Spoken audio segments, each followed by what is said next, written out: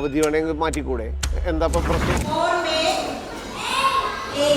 India രാജ്യത്തെ എല്ലാ സംസ്ഥാനത്തിലും April മെയ്യിൽ അല്ല അവധി.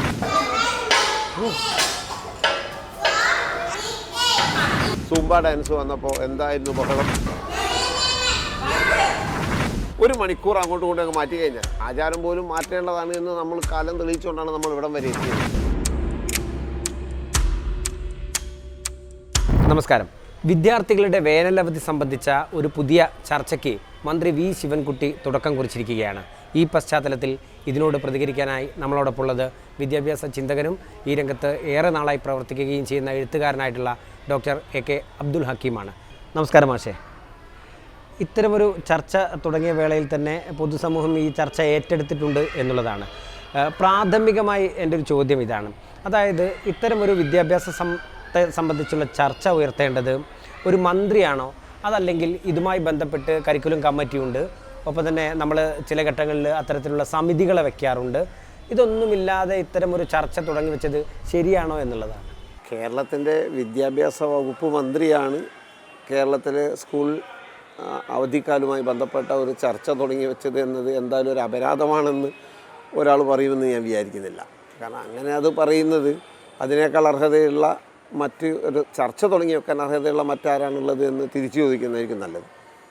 അതേ സ്ഥാനത്ത് നിങ്ങൾ ചോദിച്ച ചോദ്യത്തിലുള്ള ബാക്കി കാര്യങ്ങളൊക്കെ ഒരു പരിധിവരെ വളരെ ശരിയാണ്. അതായത് ഒരു കരിക്കുലം ഡിമാൻഡ് ചെയ്യുമ്പോൾ അല്ലെങ്കിൽ ഒരു പാഠ്യപദ്ധതി പരിഷ്കരണ സന്ദർഭങ്ങളിലൊക്കെയാണ് നമ്മൾ ഇത്തരത്തിലുള്ള സമയവുമായി ബന്ധപ്പെട്ട ചർച്ചകളൊക്കെ നടക്കാറുള്ളത്. പക്ഷേ ഇത് ഒരു നല്ല തുടക്കം. കാരണം ഒരു തീരുമാനം പ്രഖ്യാപിക്കുകയല്ല വിദ്യാഭ്യാസ മന്ത്രി ചെയ്തത്. തീരുമാനം പ്രഖ്യാപിക്കുകയാണെങ്കിൽ നിങ്ങളുടെ ചോദ്യം വളരെ കറക്റ്റാണ്. കാരണം അങ്ങനെ തീരുമാനിക്കുന്ന ഏകപക്ഷീയമായ തീരുമാനം ശരിയാണോ?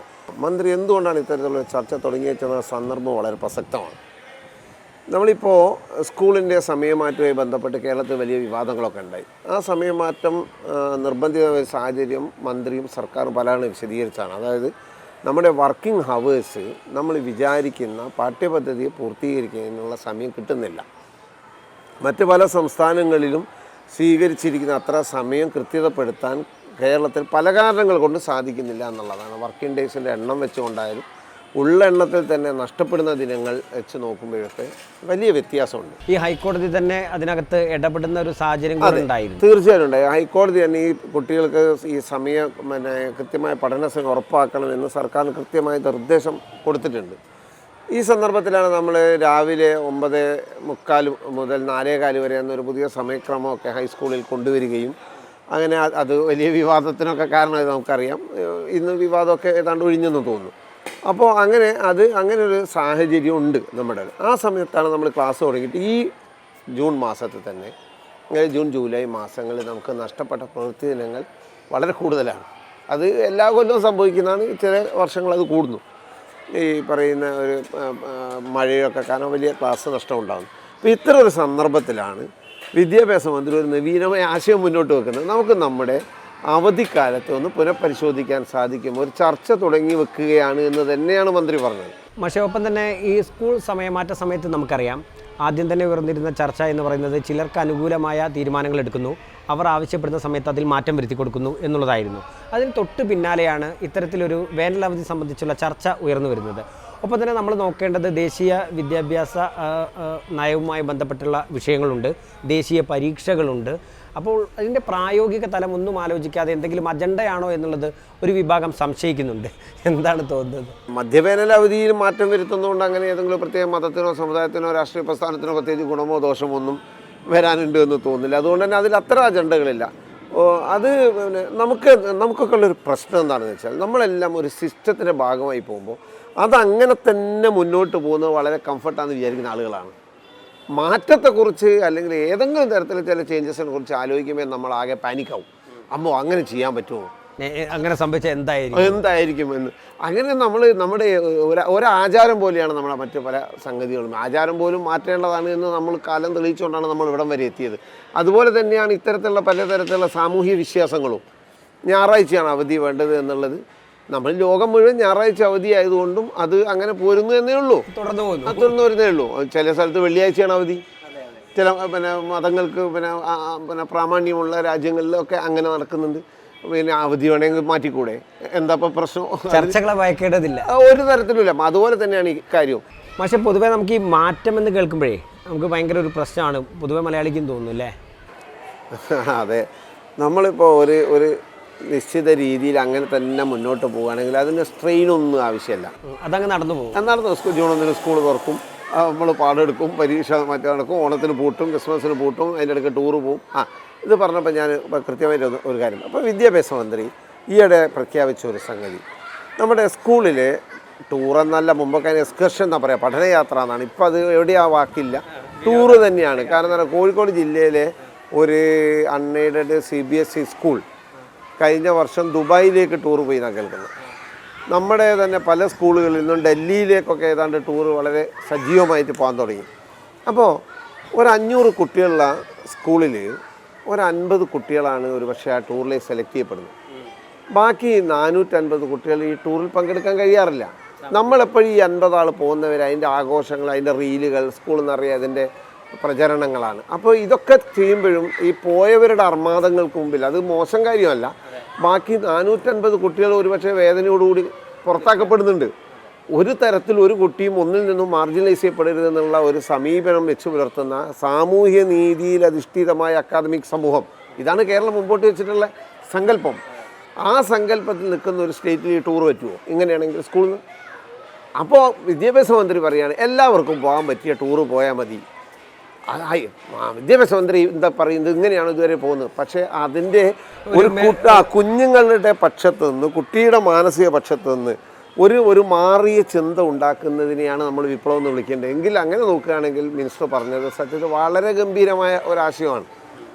അതിന് നമുക്ക് ചിലർ ഇതെന്താ അങ്ങനെ എല്ലാവരെയും കൊണ്ട് ടൂർ പോകാൻ പറ്റുമോ? വേണ്ട, എല്ലാവർക്കും പോകാൻ പറ്റുന്ന ടൂറ് ഒരു ദിവസമേ ചിലപ്പം പോകാൻ പറ്റും. പക്ഷേ ആ ക്ലാസ്സുകളിൽ എല്ലാവരും കൂടെ, ഇപ്പോൾ കോഴിക്കോട് നിന്നാണ് ഒരു പക്ഷേ നമ്മൾ പോകുന്ന തിരുവനന്തപുരം വരെയോ അല്ലെങ്കിൽ ബേക്കൽ കോട്ട വരെയോ ചുരുക്കേണ്ടി വരും. ദുബായ് പോകേണ്ടവർ അവരുടെ മറ്റ് ടൂർ പാക്കേജുകളിൽ അവധി ദിനങ്ങളിൽ പോയിക്കോട്ടെ, വിദ്യാഭ്യാസ വകുപ്പ് ഇതിനല്ലോ. അതെ, അതിന് പോകാൻ പറ്റുവാനുള്ള പ്രിവിലേജ്ഡാണ് അവർ. അപ്പം നമ്മുടെ സ്കൂളിലെ ഏറ്റവും അവസാനത്തെ കുട്ടിയെ വരെ പരിഗണിക്കുക.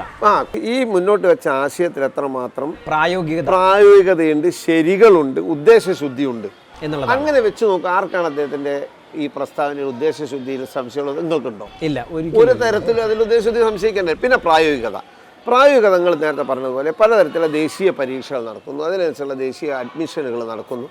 അപ്പോൾ അതൊക്കെ പരിഗണിച്ചുകൊണ്ട് തന്നെ ആവണം നമ്മൾ നടത്തുന്നത്. നിങ്ങൾക്ക് മറ്റൊരു കാര്യം അറിയാം, 1970 ഇവിടെ ഒരു മാറ്റം നടത്തി നോക്കിയിരുന്നു, മുമ്പ് നടത്തിയിരുന്നു ആ ഒരു വർഷം. പക്ഷെ അത് പ്രായോഗികമായിട്ട് ചില തടസ്സങ്ങൾ നേരിട്ടതുകൊണ്ട്, കാരണം അത് ഇങ്ങനെ ആയിരുന്നില്ല. അത് മെയ് പകുതി തുടങ്ങി, ജൂണിൽ പിന്നെ തുറന്ന്, ജൂലൈയിൽ വീണ്ടും ആരംഭിച്ച്, അങ്ങനെയൊക്കെയുള്ള 2-3 ഇതായിട്ടായിരുന്നു തുടങ്ങിയത്. അപ്പോൾ ഈ ദേശീയ പരീക്ഷകൾ മാത്രമല്ല, ഇതിൽ വേറൊരു രസം, ഇന്ത്യ രാജ്യത്തെ എല്ലാ സംസ്ഥാനത്തിലും ഏപ്രിൽ മെയ്യിൽ അല്ല അവധി. അത് ഈ പറയുന്ന ആളുകൾ പറയുന്ന കേട്ടാൽ തോന്നും ഇന്ത്യയിൽ എല്ലായിടത്തും ഏപ്രിൽ മെയ് മാസങ്ങളിൽ സ്കൂൾ അവധിയാണ്. അങ്ങനെയല്ല, മെയ് ജൂണിലുള്ള സ്ഥലങ്ങളുണ്ട്, ജൂൺ ജൂലൈയുള്ള സ്ഥലങ്ങളുണ്ട്. കാരണം അവിടെയും മധ്യവേനൽ തന്നെയാണ്. കാരണം ഭയങ്കരമായ ചൂടുള്ള സമയത്ത് നോർത്ത് ഇന്ത്യയിലെ പല സ്റ്റേറ്റുകളിലും ജൂൺ ജൂലൈ മാസങ്ങളിൽ കടുത്ത ചൂടാണ്. അപ്പോൾ അതുകൊണ്ട് അവരുടെ മധ്യവേനൽ അവധിക്കാലം അങ്ങോട്ട് നീണ്ടു പോകുന്നുണ്ട്. അപ്പോൾ പരീക്ഷയ്ക്ക് അതിനനുസരിച്ച് അവർ പലതരത്തിൽ നമുക്ക് ക്രമീകരിക്കാൻ കഴിയും, അത് ആലോചിക്കേണ്ട വിഷയമാണ്. അതുപോലെ തന്നെ ഇവിടെ തന്നെ ഈ ഏപ്രിൽ മെയ് കാലം മുമ്പ് മധ്യവേനൽ അവധി വന്ന സമയം എന്ന് പറയുന്നത് 2 കാരണങ്ങൾ. ഒന്ന്, ഭയങ്കരമായ ചൂട് കാലത്ത് കുട്ടികളെ സംബന്ധിച്ചിടത്തോളം പഠനം വളരെ ദുഷ്കരമാണ്, ക്ഷീണിക്കും ഒക്കെയാണ്. രണ്ടാമത്തത്, അക്കാലത്തൊക്കെ നമ്മുടെ സ്കൂളുകളിൽ ആ സമയത്ത് വെള്ളം കിട്ടാനുണ്ടായിരുന്നില്ല. ഇന്നും കുടിവെള്ളക്ഷാമം ഇന്നും പ്രശ്നം തന്നെയാണ്. അപ്പോൾ ഈ കുടിവെള്ളക്ഷാമം ഉണ്ടാകുന്ന, വരൾച്ചയൊക്കെ ഉണ്ടാകുന്ന സന്ദർഭത്തിൽ സ്കൂളുകൾ നടക്കുമ്പോഴുള്ള പ്രശ്നം ഒരു ഭാഗത്തുണ്ട്. പക്ഷേ ഇപ്പം നമുക്ക് വേണമെങ്കിൽ അതിനെയൊക്കെ മാനേജ് ചെയ്യാവുന്ന സംവിധാനത്തിലൊക്കെ മാറും. ഇപ്പം മെയ് മാസത്തിൽ ഏതാണ്ട് ഇവിടെ മഴക്കാലം തന്നെയാണ്, മഴ തുടങ്ങുന്നൊരു കാലമായിട്ടുണ്ട്. പിന്നെ കുടിവെള്ള സംവിധാനങ്ങളൊക്കെ മറ്റു വരൾച്ചാ കേന്ദ്രങ്ങളിൽ വരെ നമ്മൾ വിതരണം ചെയ്യുന്ന സംവിധാനങ്ങളുണ്ട്. അതൊക്കെ വേണമെങ്കിൽ നമുക്ക് മാനേജ് ചെയ്യാൻ പറ്റും. പക്ഷേ ഇത്തരത്തിൽ വലിയ ചൂടുള്ള സമയത്ത് ക്ലാസ് മുറിയിൽ ഇരിക്കുന്നതാണോ നല്ലത്, അതോ അവധിയോടുകൂടി വീട്ടിലും പുറത്തും ഒക്കെയാണോ നല്ലത് എന്നുള്ളതാണ് ഒരു ചോദ്യം. 2, മഴക്കാലത്ത് കുട്ടികൾ വീട്ടിലിരിക്കുന്നതാണോ നല്ലത്, സ്കൂളിൽ വരുന്നതാണോ നല്ലത് എന്നുള്ളതാണ്. 2 ഭാഗവും പറയുന്നവരുണ്ട്. ഇപ്പോൾ സ്കൂളിൽ കുട്ടികൾ വരുമ്പോൾ പല അപകടങ്ങൾ അല്ല, ഒരു ഭാഗത്തതിൻ്റെ ഡിസാസ്റ്റർ തലങ്ങളുണ്ട്, ഒരുപാട് വെള്ളപ്പൊക്കം, അതുകൊണ്ടല്ല അവധികൾ ഇങ്ങനെ കൊടുക്കേണ്ടി വരും, അപകട സാധ്യത. തിരിച്ച് ഇവർ ജോലിക്കൊക്കെ പോകും, പാരൻസൊക്കെ ജോലിക്ക് പോയി കുട്ടികൾ വീട്ടിൽ ഈ കടുത്ത മഴക്കാലത്ത് ഒറ്റയ്ക്ക് ഉണ്ടാകുമ്പോഴുള്ള പ്രശ്നങ്ങൾ ചൂണ്ടി കാണിക്കുന്നത്. അപ്പോൾ അത് ചെറിയ കുട്ടികളെ സംബന്ധിച്ചിടത്തോളം ഒരു പരിധി ശരിയാണ്. ഇങ്ങനെ ഇതിൻ്റെ മെറിറ്റും ഈ പറഞ്ഞ ഡീമെറിറ്റ്സുമാണ് യഥാർത്ഥത്തിൽ ഫോക്കസിലേക്ക് വരേണ്ടത്. നമ്മുടെ കയ്യിലല്ല നമ്മുടെ കാലാവസ്ഥ എന്നുള്ളത് നമ്മൾ കുറച്ച് സമീപകാലങ്ങളായിട്ട് നമ്മൾ അനുഭവിച്ചുകൊണ്ടിരിക്കുകയാണ്. അപ്പോൾ ഇത് എത്രമാത്രം പ്രായോഗികമായിരിക്കും? കാലാവസ്ഥാ വ്യതിയാനത്തെക്കുറിച്ച് കൃത്യമായൊരു ചർച്ച നടക്കാതെ, കാര്യം ഇത്തവണ വന്ന മഴ അടുത്ത തവണ വരുന്നത് ഇതുപോലെയല്ല. ഒപ്പം തന്നെ അതിൻ്റെ എക്സ്പേർട്ടുകൾ, ഈ പറഞ്ഞ കുട്ടികളുടെ ആരോഗ്യവുമായി ബന്ധപ്പെട്ട എക്സ്പേർട്ടുകൾ, ഒപ്പം തന്നെ വിദ്യാഭ്യാസ മേഖലയിലെ സമഗ്രമായ പരീക്ഷകളും മറ്റ് കാര്യങ്ങളും ഒക്കെ തന്നെ മറ്റ് യൂണിവേഴ്സിറ്റികളിലേക്ക് പോകേണ്ട വിദ്യാർത്ഥികൾ, അവരുടെ തുടർ പഠനം, വിദേശ യൂണിവേഴ്സിറ്റികൾ ഉൾപ്പെടെ ഇതെല്ലാം പരിഗണിച്ചുകൊണ്ടുള്ള ഒരു സമഗ്രമായ ഒരു കമ്മിറ്റിയൊക്കെ ഉണ്ടാക്കിക്കൊണ്ട് മാത്രമല്ലേ ഇതിനകത്ത് മുന്നോട്ടൊരു പ്രായോഗിക തലത്തിലെത്തിക്കാൻ പറ്റുകയുള്ളൂ? അത് അങ്ങനെ വെച്ച് നോക്കുമ്പോഴും നിങ്ങൾ ഈ സർക്കാരിനെയും ഈ മന്ത്രിയെയും നമുക്ക് പ്രകീർത്തിക്കേണ്ടി വരും. കാരണം കഴിഞ്ഞ 15 വർഷത്തിനിടയിൽ ആദ്യമായി കരിക്കുലർ റിവിഷൻ സമൂലമായി നടക്കുന്നതിനുള്ള സംവിധാനം ഉണ്ടാക്കിയത് ഈ വിദ്യാഭ്യാസ വകുപ്പാണ്. ഇപ്പോൾ 2-3 വർഷം 5 വർഷം മുമ്പ് തന്നെ അതിൻ്റെ ചർച്ചകളും മറ്റുമൊക്കെ ആരംഭിക്കുകയും ഇക്കഴിഞ്ഞ 2 വർഷങ്ങൾക്കിടയിൽ ആദ്യ വർഷം 1, 3, 5, 7, 9 ക്ലാസ്സുകളിലും രണ്ടാമത് കഴിഞ്ഞ വർഷം 2, 4, 6, 8, 10 ക്ലാസ്സുകളിലും സമ്പൂർണ്ണ പാഠ്യപദ്ധതി പരിഷ്കരണം നടപ്പിലാക്കി. അതിന് ഈ പറഞ്ഞതുപോലെ എല്ലാ തരത്തിലും മാത്രമല്ല ജനകീയ ചർച്ചകൾ വിദ്യാർത്ഥികൾ ഉൾപ്പെടെ പങ്കെടുപ്പിച്ചുകൊണ്ടിരുന്ന ഫോക്കസ് ഗ്രൂപ്പ് ചർച്ചകളിലൂടെയൊക്കെയാണ് ഈ കരിക്കുലം ഡെവലപ്പ് ചെയ്ത് കൊണ്ടുവന്നത്. ആ മേഖലയിൽ നടന്ന പല എക്സ്പേർട്ടുകളുടെ പലതരത്തിലുള്ള സിറ്റിങ്ങുകൾ, കരിക്കുലം കമ്മിറ്റി, അതിൻ്റെ മേലെ കോർ കമ്മിറ്റി, ഇങ്ങനെ അതിൻ്റേതായ എല്ലാ നടപടിക്രമങ്ങളും പാലിച്ചുകൊണ്ടാണ് അത് പൂർത്തിയാക്കിയിട്ടുള്ളത്. ഈ വർഷം അത് ഹയർ സെക്കൻഡറി തലത്തിലേക്ക് കൂടി അതിൻ്റെ വ്യാപനം അല്ലെങ്കിൽ അതിൻ്റെ തുടർച്ച ഉറപ്പാക്കാൻ വേണ്ടിയുള്ള കരിക്കുലം കമ്മിറ്റിയും ചർച്ചകളും ഇപ്പം നടന്നുകൊണ്ടിരിക്കുകയാണ്. അപ്പോൾ ഹയർ സെക്കൻഡറിയിൽ ഈ കരിക്കുലർ റിവിഷൻ വരുന്ന ഈ ഘട്ടത്തിലാണ് അതിൻ്റെ ആദ്യ യോഗം ഇപ്പോൾ തിരുവനന്തപുരത്ത് കഴിഞ്ഞ 2 ആഴ്ച മുമ്പാണ് നടന്നത്. അതായത് അതിലൊരു ജനകീയ ചർച്ചയ്ക്ക് വേണ്ടിയുള്ള വേദി ഉണ്ടാക്കിയത്. ആ ചർച്ച തുടങ്ങിയ അതേ സന്ദർഭത്തിലാണ് വിദ്യാഭ്യാസ മന്ത്രി ഈ ചർച്ചയും കൂടി എടുത്തു വെക്കുന്നത് എന്നുള്ളത് ഇതിൻ്റെ എക്സ്പേർട്ട് സിറ്റിങ്ങുകളിലും അതുപോലെ തന്നെ ജനകീയ ചർച്ചകളിലൊക്കെ ഇതും കൂടി ഒരു അജണ്ടയായി കയറി വരാൻ ഇടയാക്കുന്നു. അപ്പം വളരെ ഗുണകരമായി അപ്പം ജനകീയ ചർച്ചകളിലൂടെ അതുകൊണ്ടാണ് അദ്ദേഹം അത് സോഷ്യൽ മീഡിയയിലാണ് പോസ്റ്റ് ചെയ്തത്. നമുക്കൊരു ചർച്ച തുടങ്ങി വെക്കാം, പബ്ലിക് പ്ലാറ്റ്ഫോമിലേക്ക് വരികയാണ്.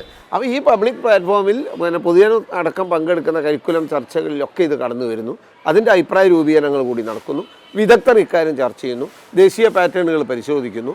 കേരളത്തിൽ നിങ്ങൾ പറഞ്ഞതുപോലെ മെറ്റീരിയലിസ്റ്റുകൾ ഉൾപ്പെടെയുള്ള ആളുകളൊക്കെ ഇരുന്നുകൊണ്ട് അത്തരം കാര്യങ്ങൾ ചർച്ച ചെയ്യുന്നു. അതിൻ്റെ അപകട സാധ്യതകളെക്കുറിച്ച് നമ്മൾ പലപ്പോഴും നമ്മൾ മനസ്സിലാക്കേണ്ട ഒരു കാര്യം, നമ്മൾ ചില സമൂഹത്തിൽ ചില ഒറ്റപ്പെട്ട വ്യക്തികൾ കാര്യങ്ങൾ കാണുന്നത് പോലെ ആയിക്കൊള്ളണമെന്നില്ല വസ്തുതകൾ എന്നുള്ളതാണ്. അതൊക്കെ നമ്മളൊരു എക്സ്പെർട്സിൻ്റെ ഒരു തലത്തിലിരിക്കുമ്പോൾ അതിനൊക്കെ വളരെ മാറ്റം വരും. അത് ഒരുപക്ഷെ പൊതുസമൂഹത്തിൻ്റെ ആദ്യ അംഗീകാരം ലഭിച്ചു എന്ന് വരില്ല. ഉറപ്പാണ് എല്ലാ കാര്യത്തിലും അങ്ങനെ തന്നെയാണ്. ഇപ്പോൾ ഇവിടെ സൂംബ ഡാൻസ് വന്നപ്പോൾ എന്തായിരുന്നു ബഹളം. മുഖ്യമന്ത്രി ആ പ്രസംഗത്തിനിടയിൽ ആ പേരിന് പോലും അല്ല പ്രാധാന്യം കൊടുത്തത്. അദ്ദേഹം പറഞ്ഞത് കുട്ടികൾ സന്തോഷത്തോടെ ഒരു പാട്ടൊക്കെ വെച്ച് നൃത്തമൊക്കെ ചെയ്ത് രാവിലെ ഒന്ന് വാമപ്പ് ചെയ്ത് ക്ലാസ്സിലേക്ക് പോകുന്ന ഒരു ഉഷാറുണ്ടാവും. നമ്മുടെ കുട്ടിക്കാലത്തൊക്കെ നമ്മൾ ഈ മാസ് ഡ്രില്ലൊക്കെ ഉണ്ടായിരുന്നു. അതെ, ഒരുമിച്ച് എല്ലാ കുട്ടികളോടും വരിക്കി നിന്ന് വിസിലടിക്കുമ്പോൾ നമ്മൾ അസംബ്ലിയിൽ വന്നിട്ട് ഇപ്പം റിബണൊക്കെ കെട്ടിയിട്ട് നമ്മൾ കളിക്കുകയൊക്കെ ചെയ്യും. അപ്പോൾ ഇപ്പോൾ അത്തരത്തിലുള്ള പലപ്പോഴും ചിലർ കായിക അധ്യാപകരില്ല, കുട്ടികൾക്കാണെങ്കിൽ അങ്ങനെ ഇരിക്കാൻ പറ്റുന്നില്ല, കുട്ടികൾ വരുന്നില്ല, ഇങ്ങനെ പലതരത്തിലും അതൊക്കെ ഇങ്ങനെ അകന്നകന്ന് പോയും അല്ലാതെ നമ്മൾ ഈ പഠനം മുഴുവൻ സമയം പഠനം, വിശ്രമരഹിതമായ പഠനം എന്നെത്തിയൊക്കെ ചെയ്യുന്നൊരു സമയമാണ്.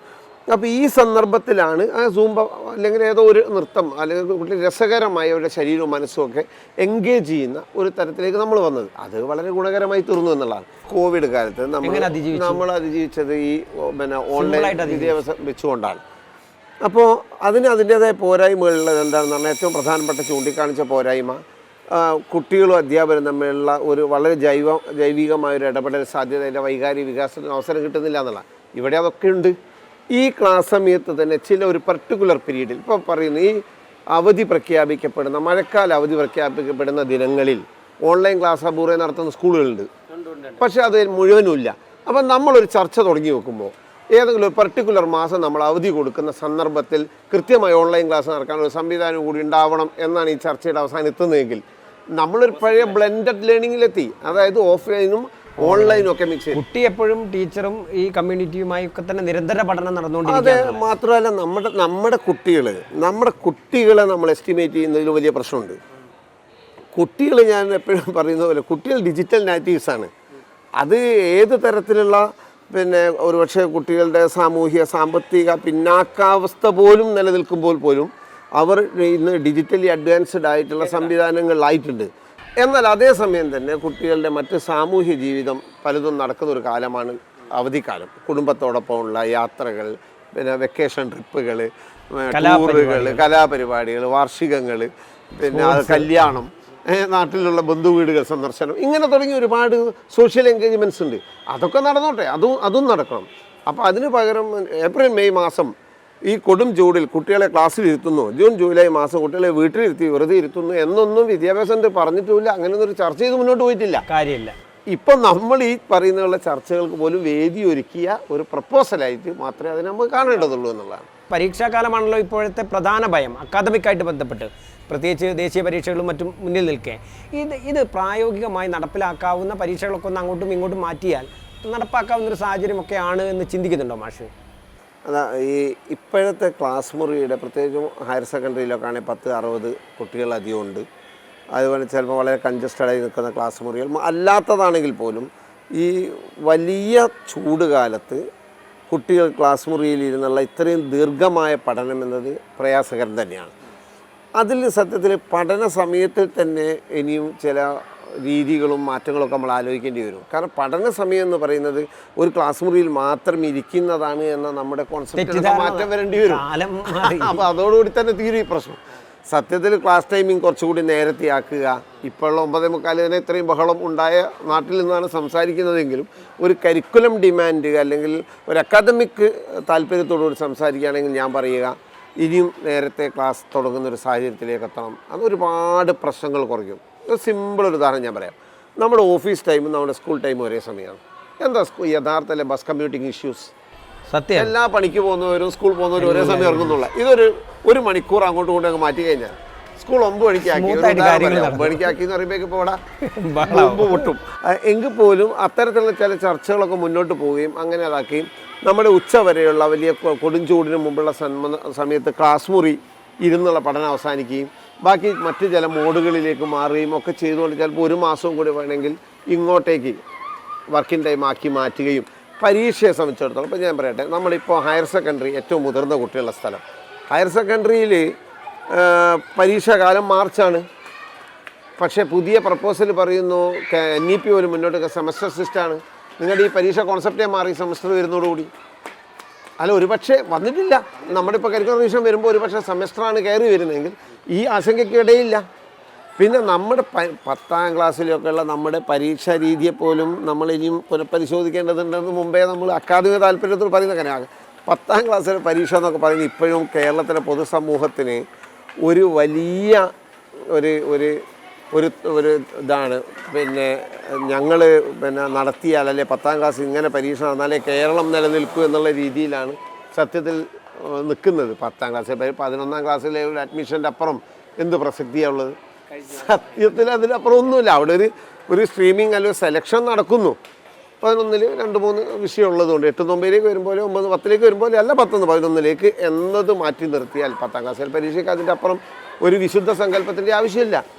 അപ്പോൾ അത്തരത്തിൽ നമ്മൾ ഇത്തരം ഒരു ചർച്ച ഒരു കരിക്കുലത്തിൻ്റെ സമ്പൂർണ്ണമായ ഒരു തുടർച്ചയിലേക്കും അതിൻ്റെ ഒരു പരിഷ്കരണത്തിലേക്കോ കടക്കുമ്പോൾ സ്കൂൾ സമയം മാത്രമോ അവധിക്കാലം മാത്രമോ അല്ല, പഠന രീതി, പരീക്ഷാ രീതി, ഇങ്ങനെ തുടങ്ങിയ എല്ലാത്തിനും സമ്പൂർണ്ണമായ അഴിച്ചുപണി അതിലുണ്ടാവേണ്ടി വരും. ആ തരത്തിലുള്ള ഒരു വലിയ മാറ്റത്തിൻ്റെ ഒരു തുടക്കം കുറിക്കാൻ ഒരു പക്ഷേ ഈ ചർച്ച സഹായകരമായാൽ അത് വളരെ നല്ല, കേരളത്തിന് വളരെ ഗുണം ചെയ്യും എന്ന് തന്നെയാണ് എൻ്റെ അഭിപ്രായം.